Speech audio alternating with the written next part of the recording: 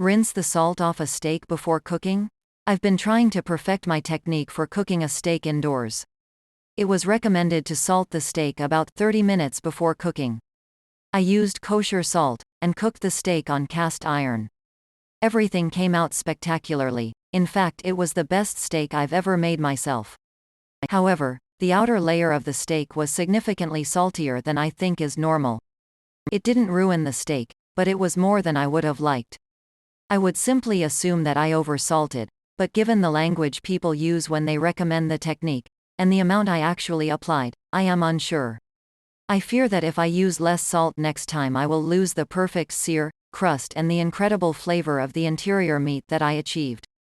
So, given the similarity to brining poultry, in which case the meat is rinsed before cooking, I wonder if the salt should be rinsed off before cooking? I didn't get this impression from any of the recommendations, but now I am not so sure. Definitely don't rinse the salt off. One of the nice things the salt does is pull juices to the surface of the meat, not enough to dry things out, but enough so that when the steak hits the hot pan you have a nice protein-laden coating. It's called a pellicle when talking about smoked fish, not sure about steaks, on the outside to caramelize. If you rinse it, you're rinsing that right off. If your steak was too salty, then just salt more lightly. You don't need a ton, as what you get on there will melt some and mix with the juices and spread out. I think I probably use 1/4 of a teaspoon or less per side, and some of that bounces off, misses. And you won't lose the crust with less salt, you won't even lose it with no salt. It's just easier to get if you use the salt to pull some juices to the surface. If you have trouble getting good salt distribution, use your fingers and sprinkle it from a little farther up, like 8 inches from the steak. That'll make it easier to get an even sprinkle without dousing it. I'm going to present a slightly opposing viewpoint. My guess is that you, or some other people reading this, might be following or at least somewhat influenced by an article that was fairly popular in some circles a while back, How to Turn Cheap Choice Steaks into Gucci Prime Steaks, see link 1. In this particular method you drastically oversalt the steak, practically coating the thing in salt an hour or more before cooking.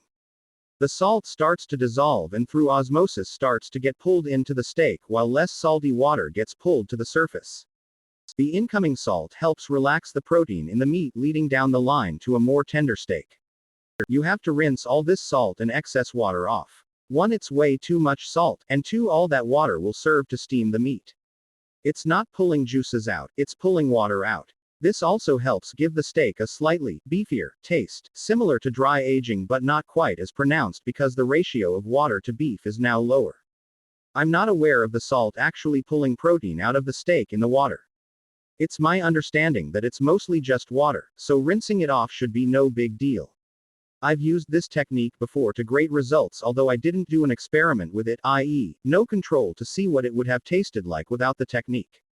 This is a very different technique than simply salting and throwing on the grill. In that case salt will not penetrate the meat but simply cover the surface, and you obviously don't want to rinse it off, as then you may as well not have salted it at all.